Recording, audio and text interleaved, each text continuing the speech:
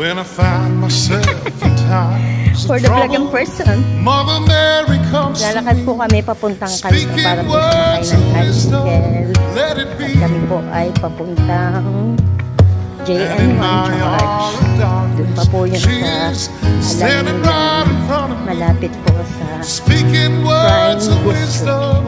Let it Water. be. Nice. Let it Ito be. po ang cellphone ko. Let it be. Hindi mo Let alam it yung be. pagpapulog sa akin. Ay, di tapos Whisper ng video. words of wisdom. Let it be. Ayan, yan dyan. Yan po ang kasama ko sa Tita Brenda, si Allen po at si Laika. Thank you Lord po. Thank you Jesus Lord. Kasi po, kanina ako'y lobat, hindi ko alam kung ako'y makakasamba. Dahil sabi ko, bubuhatin niyo ako. Hindi ako makalakad.